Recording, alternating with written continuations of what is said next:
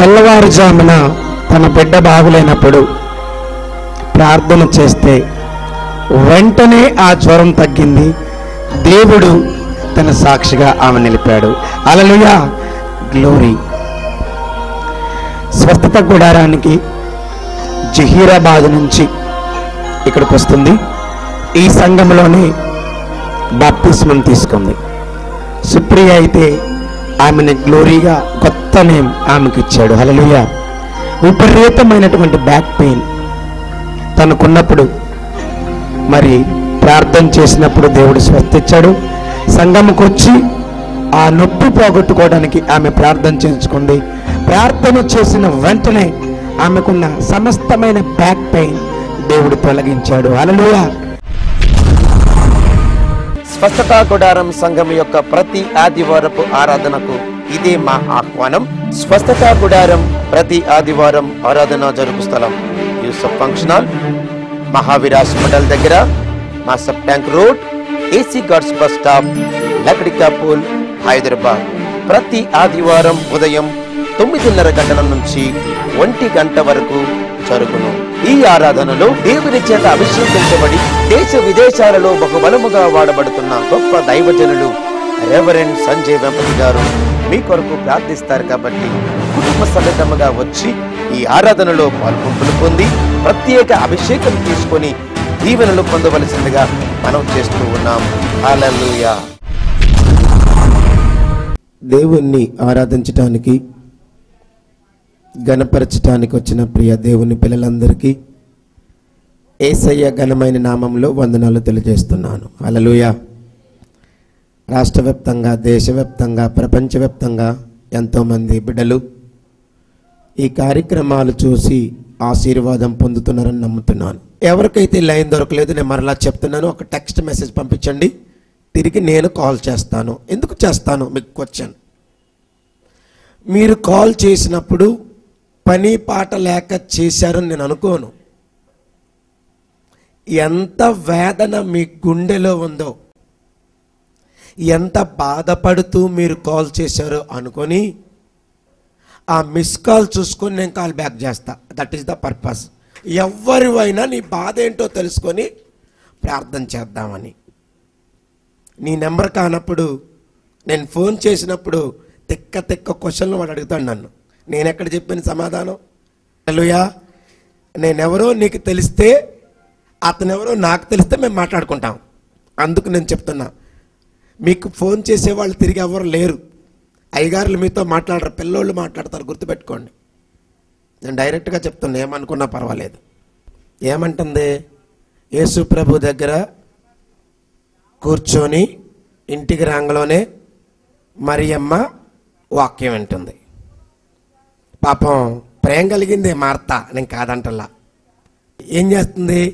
లోపలికి వెళ్ళి కూరగాయలకు వస్తుంది. ఏం వస్తుంది? కూరగాయలకు వస్తుంది. కూరగాయలకు వస్తున్నప్పుడు పాపం కోసుకుంటూ చాలామంది నేనే పని చేస్తున్నా ఎట్టుంటారు కదా, ఇంట్లో యాక్షన్లు చేస్తుంటారు కదా, ఆ పని చేస్తున్నట్టు కనిపించేటట్టుగా ప్రవర్తిస్తుంటారు. హల్లెలూయా. ఇంట్లో అది చేస్తున్నట్టు, ఇది చేస్తున్నట్టు. అర్థమైందా? ఈ చెమట ఒకసారి తెలంగాణలో నువ్వు ఆమె ఎంత కష్టపడుతుంది, మన గుండెలో బాధేస్తూ ఉంటుంది. అంటుంది, ఏమంటుంది? ప్రభువా నీకు చింత లేదా? ఎందుకమ్మా?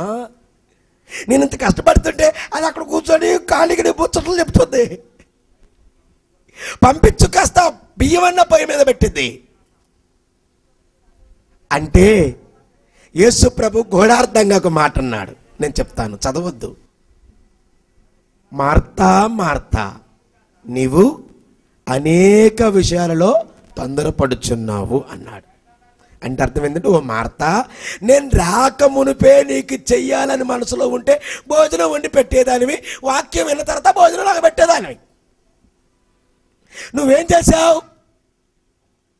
అర్థమైందా? పెడతారా నిజంగా మీరు? దేవుని బట్టలో అండి ఉట్టిదే. అసలు ఆ ప్రేమ ప్రేమ ప్రేమ ప్రేమ అంటారు, వాళ్ళు ఉట్టి మాటలు చెప్పాళ్ళని నేను అనుకుంటా.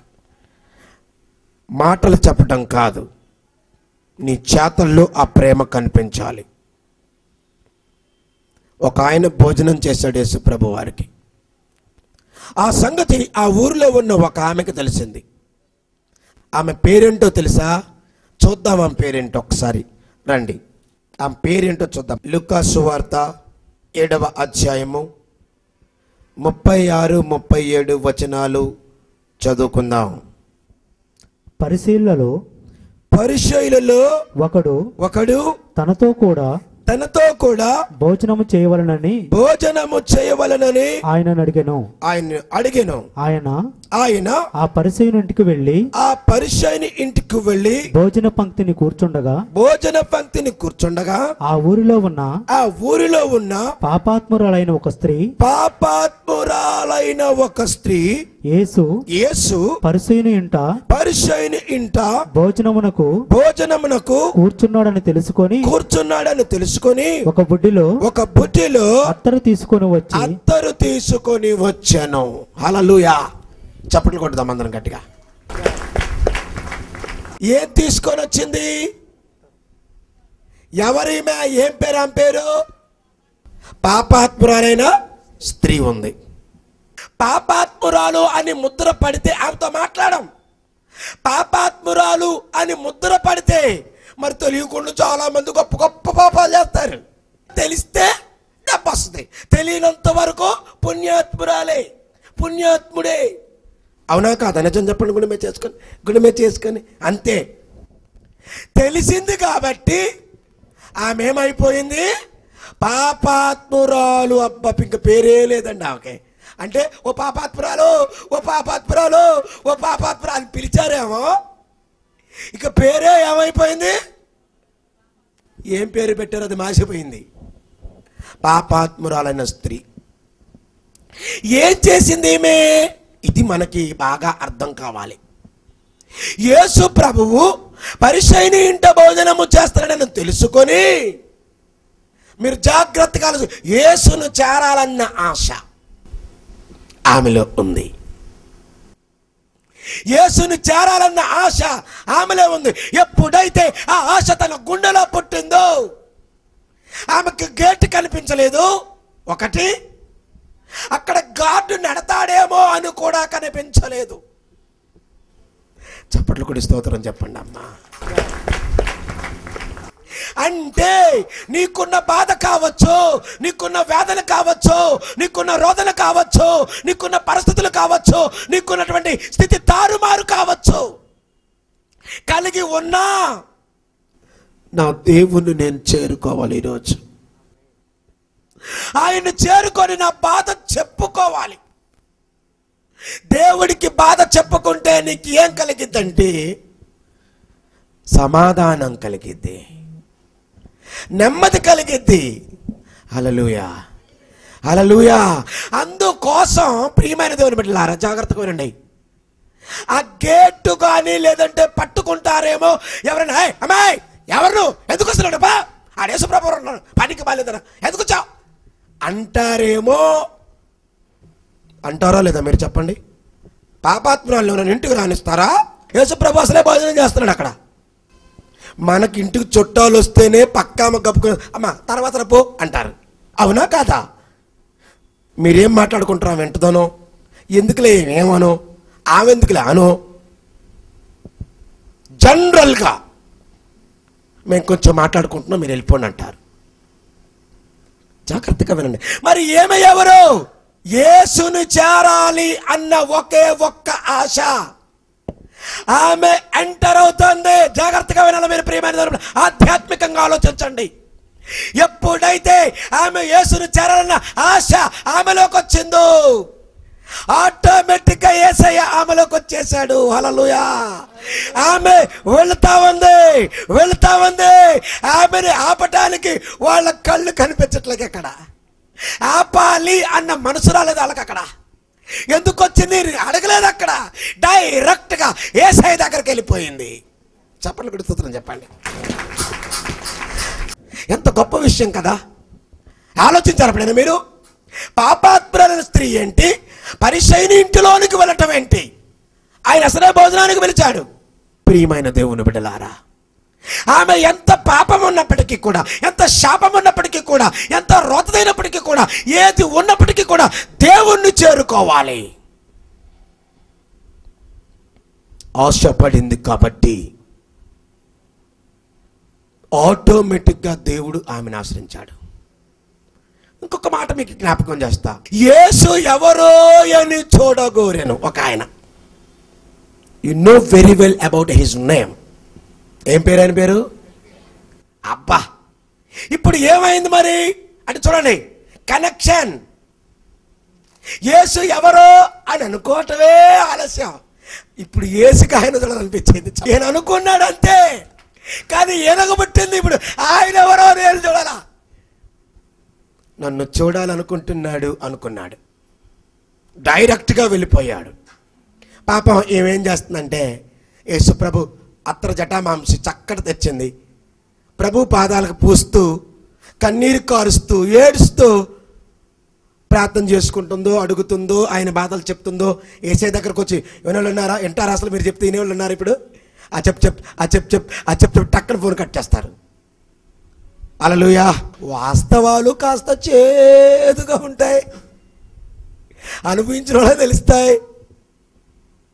హల్లెలూయా, హల్లెలూయా. నువ్వు చెప్పేటప్పుడు నీ బాధ వింటారా?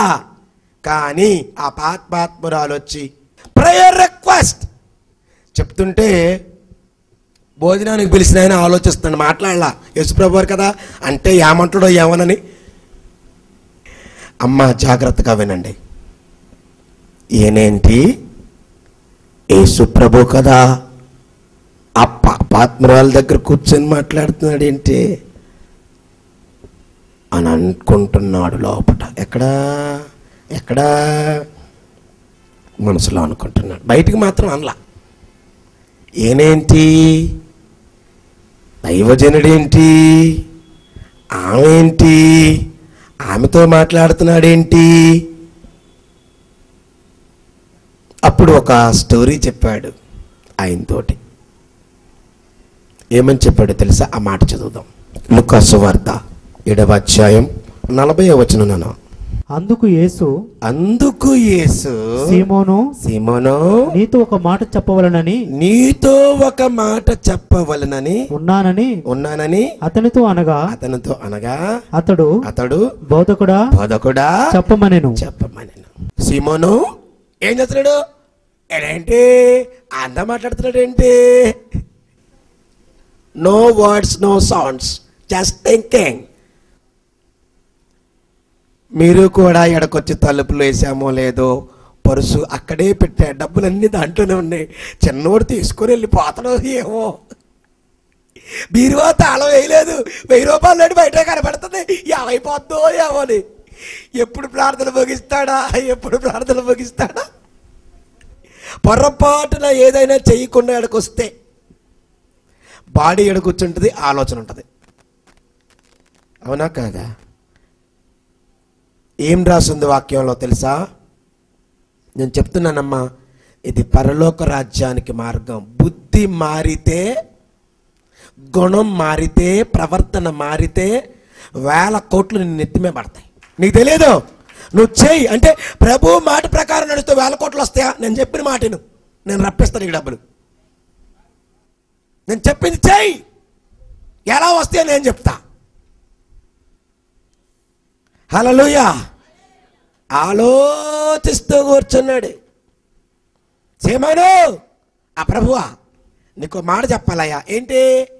ఒక ఆయన 500 దేనార్లు అప్పిచ్చాడు, ఇంకొక ఆయనకి 50 దేనార్లు అప్పిచ్చాడు. ఆయన పిలిచాడు, దగ్గరికి పిలిచాడు. ఈ మాట వింటుంటే నిజంగా నేను ఆశ్చర్యపోయాను ఆ ఉపమానం చూసి. ఇద్దరిలో ఎవరిని బాగా క్షమించాడు, వదిలేశాడు?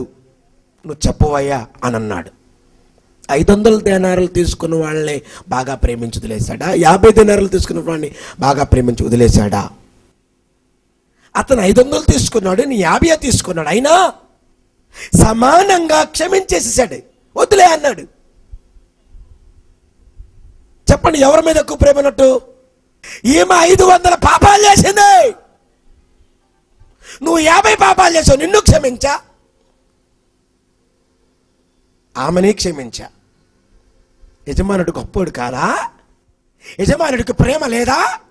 యజమానుడు చూడలేదా? పనికి మాలోడా, నీ ఇంటికొస్తే బాగున్నావని పలకరియలేదు, నీ ఇంటికొస్తే కాళ్ళు కడుక్కోమని నీళ్ళు ఇవ్వలేదు, నీ ఇంటికొస్తే వెంటనే టీ పెట్టవాలని నీకు బుద్ధి లేదు, కనీసం తిన్నావా అని అడగలేదు. అక్కడ రాసింది, నేను చెప్పట్లా. మీ ఇంటికి ఎవరైనా వస్తే ముందు గబగబ మంచినీళ్ళు ఇవ్వండి, మర్యాదగా చెప్తున్నా. కూర్చోబెట్టి కబుర్లు చెప్పి పంపించారా? మీరు దేవుని పిల్లలే కానే కాదు. చూడు, ఆమె ఎలా వచ్చిందో, ఎందుకు వచ్చిందో అది జరిగింది. కానీ వచ్చిన దగ్గర నుంచి అమ్మ వచ్చేటప్పుడు ఏం తెచ్చిందో తెలుసా మీకు? ఉట్టి చేతులతో రాల. పాపాత్మురాలైనప్పటికీ కూడా ఏం తెచ్చింది? అత్తరు వేలు అయినది తెచ్చింది. ఉట్టి చేతులతో రాలా దేవుని దగ్గరికి. నువ్వు ఎప్పుడు ఉట్టి చేతులతోట ఏమి లేవు నిజంగానే ఏముండవు నీకు. ఒక ఆమె ఏం చేసింది? కానికేస్తుంటే యేసుప్రభు చూశాడు. నేను చెప్తాను, మీకు తెలుసో లేదా కానీ, ధర్మం చేస్తే మాత్రం ఈ చేత్తో చేసిన ధర్మం ఈ చేతికి అది ధర్మం. అంటే ఎవరికైనా మనం బయట పోతుంటే వేస్తుంటాం కదా, 10 రూపాయలు 5 రూపాయలు, అది కనపడకుండా చేయమని చెప్పాడు. కానీ కానుక మాత్రం కనిపించాల్సిందే. మీకు తెలియదు ఈ సీక్రెట్, చాలామంది తెలియదు. ఎందుకంటే 2 కాసులు వేసింది. ఎలా వేసింది? కనపడేటట్టుగా వేసింది. యేసు ప్రభువే చూశాడు. ఏమని చూశాడు? ఆమె దగ్గర ఉన్నాయి అయ్యే, ఇంకేం లేవు, మొత్తం దాంట్లో వేసింది. అవునా కాదు? ఒక పేద ఆమె, తెలుసా మీకు? అంటే సమర్పించుకుంది అని, దేవునికి అంకితమైంది అని. అది వ్రాస్తూ, ప్రార్థన చేస్తూ, ఏడుస్తూ తన బాధ చెప్పుకుంది. హల్లెలూయా. 44, 45, 46, 47 చదువుతామా? ఆ స్త్రీ వైపు తిరిగి సీమోనుతో ఇట్లా నేను ఈ స్త్రీని చూచుచున్నావే, నేను నీ ఇంటిలోనికి రాగా నీవు నా పాదములకు నీళ్ళియ్యలేదు గాని ఈమె తన కన్నీళ్లతో నా పాదములను తడిపి తన తల వెంట్రుకలతో తుడిచెను. నువ్వు నన్ను ముద్దు పెట్టుకొనలేదు కానీ నేను లోపలికి వచ్చినప్పటి నుండి ఈమె నా పాదములు ముద్దు పెట్టుకొనుట మానలేదు. నీకోసం నేను ప్రార్థన చేస్తాను. కళ్ళు కనిపించట్లేదా? పక్షవాయువు చేత బాధపడుచున్నావా? ఈ ప్రార్థన ద్వారా నీ జీవితంలో గొప్ప మార్పు, స్వస్థత దేవుడు నీకు ఇవ్వబోతున్నాడు. ఆయనతో ఆయనకై నీ జీవితాన్ని కొనసాగించు. ప్రార్థన చేస్తాను. మహిమగల తండ్రి, కృపగల మా యేసయ్య, పరిశుద్ధుడా, నీ పాదములకు స్తోత్రం చెల్లిస్తున్నాం. ఎవరెవరైతే బంధకాల నుంచి బయటపడాలని కోరుకుంటున్నారో మీరు ఎరుగుదురు అయ్యా. జ్ఞాపకం చేసుకొనైనా ఇరుకుల చేత, ఇబ్బందుల చేత, శోధనల చేత, తట్టుకోలేని బాధల చేత నాకు ఈ శ్రమ ఎందుకు వచ్చిందని కన్నీరు కార్చి ఏడ్చే బిడ్డలను జ్ఞాపకం చేసుకో.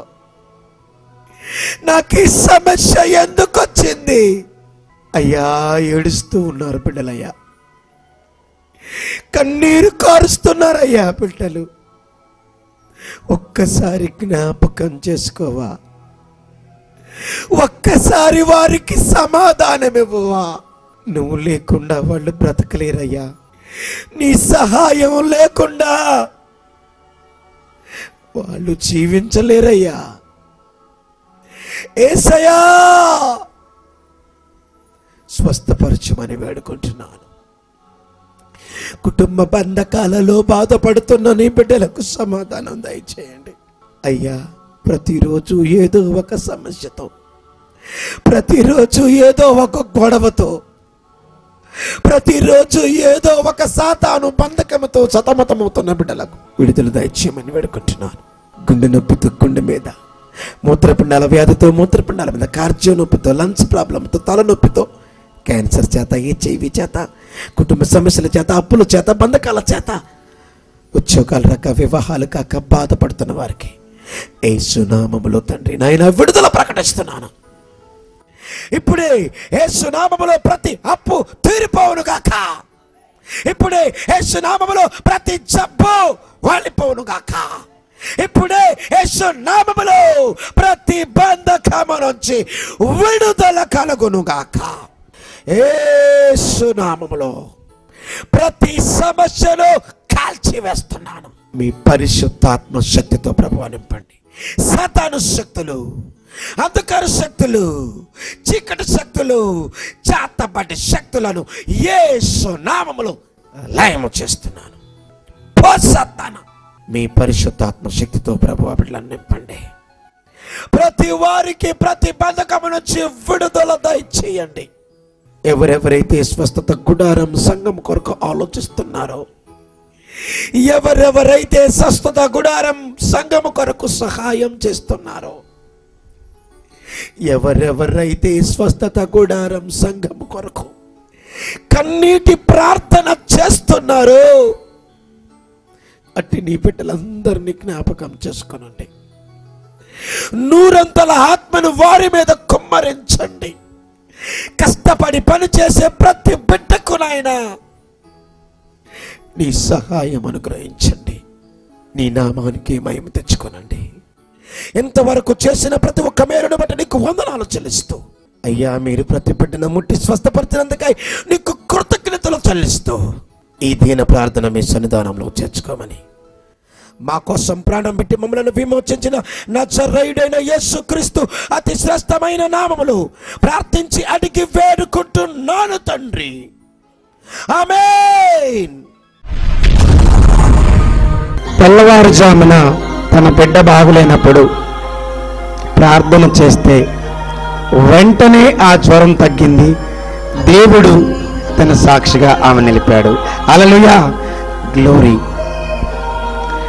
స్వస్థత గుడారానికి జహీరాబాద్ నుంచి ఇక్కడికి వస్తుంది.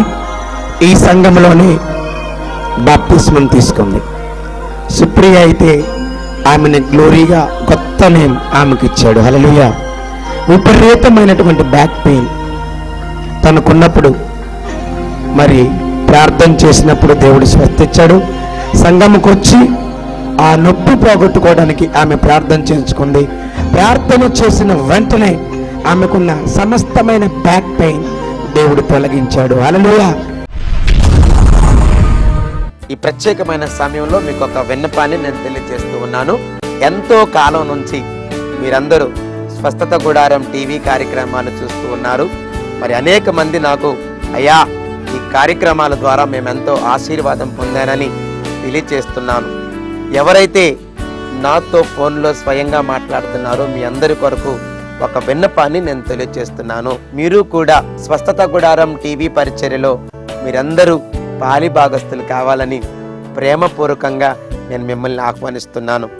ఎవరైతే మీ కుటుంబం తరపున ఒక్క టీవీ కార్యక్రమాన్ని స్పాన్సర్ చేస్తారో వారి యొక్క ఉద్యోగముల కొరకు, వివాహముల కొరకు, పిల్లల కొరకు, ఉన్నత అభివృద్ధి కొరకు, వ్యాపారముల కొరకు ప్రార్థిస్తాను. కాబట్టి ఈ ప్రార్థన కూడా నా ప్రత్యేకమైన ప్రార్థనా సమయంలో అనగా తెల్లవారుజామున 3 గంటల నుంచి 6 గంటల వరకు, మధ్యాహ్నం 3 గంటల నుంచి 6 గంటల వరకు జరుగు ప్రార్థనలో మీ యొక్క ప్రతి ఒక్క సమస్య కొరకు స్వయంగా నేనే ప్రార్థన చేస్తాను. కాబట్టి మీరు ఒక పని చేయండి, నా నెంబర్ మీరు ఫీడ్ చేసుకోండి. మీకు సొంత ఫోన్ ఉంటేనే నాకు కాల్ చేయండి. ఎందుకంటే మిస్ కాల్ పడ్డా తిరిగి నేను కాల్ బ్యాక్ చేస్తాను. కాబట్టి మీరు మర్చిపోకుండా మీకు సొంత ఫోన్, మీ ఫోన్ అయితేనే నాకు కాల్ చేయండి. లేకపోతే నేను కాల్ చేసినప్పుడు వాళ్ళెవరో నాకు తెలియదు, నేనెవరో వాళ్ళకి తెలియదు, వాళ్ళ టైం అంతా వ్యర్థం చేస్తారు. కాబట్టి ఇది దయచేసి మీరు జ్ఞాపకం చేసుకొని మీ సొంత ఫోన్ ఉంటే ఇమ్మీడియట్గా ఈ క్రింద డిస్ప్లే అవుతున్నటువంటి నెంబర్కి నాతో మీరు సంప్రదించండి. నా నెంబర్ దొరకకపోతే మరలా మీకు నేను చెప్తున్నాను, వాట్సాప్లో కానీ లేదా ఒక SMS నాకు పంపించండి.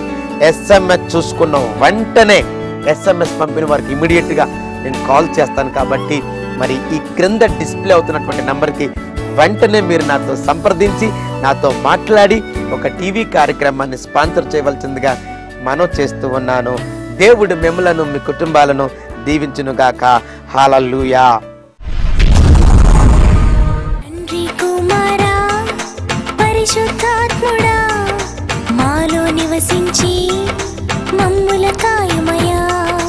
తండ్రి కుమారా పరిశుద్ధాత్ముడా మాలో నివసించి మమ్ముల కాయుమయా. పరిశుద్ధాత్ముడా పరిశుద్ధాత్ముడా పరిశుద్ధాత్ముడా నా పరిశుద్ధాత్ముడా పరిశుద్ధాత్ముడా నా పరిశుద్ధాత్ముడా. తండ్రి కుమారా పరిశుద్ధాత్ముడా మాలో నివసించి మమ్ముల కాయుమయా. తండ్రి కుమారా పరిశుద్ధాత్ముడా మాలో నివసించి మమ్ముల కాయుమయా. పరిశుద్ధాత్ముడా పరిశుద్ధాత్ముడా పరిశుద్ధాత్ముడా నా పరిశుద్ధాత్ముడా పరిశుద్ధాత్ముడా నా పరిశుద్ధాత్ముడా. స్వస్థతా గుడారం సంఘం యొక్క ప్రతి ఆదివారపు ఆరాధనకు ఇదే మా ఆహ్వానం.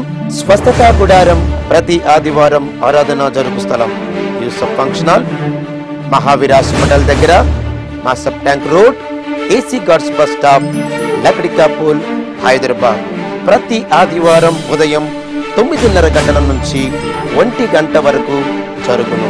ఈ ఆరాధనలో దేవుని చేత అభిషేకించబడి దేశ విదేశాలలో బహుబలముగా వాడబడుతున్న గొప్ప దైవజనులు రెవరెండ్ సంజయ్ వెంపతి గారు మీ కొరకు ప్రార్థిస్తారు. కాబట్టి కుటుంబ సమేతముగా వచ్చి ఈ ఆరాధనలో పాల్గొంపులు పొంది ప్రత్యేక అభిషేకం తీసుకొని దీవెనలు పొందవలసిందిగా మనం చేస్తూ ఉన్నాం. హల్లెలూయా. మా చిరునామా స్వస్థత గుడారం, తపాలా సంచి 77, Khairatabad, Hyderabad 500004, India. Our address, Healing Tabernacle Church, Post Box number 77, Khairathabad, Hyderabad, Telangana 5 lakhs 4, India.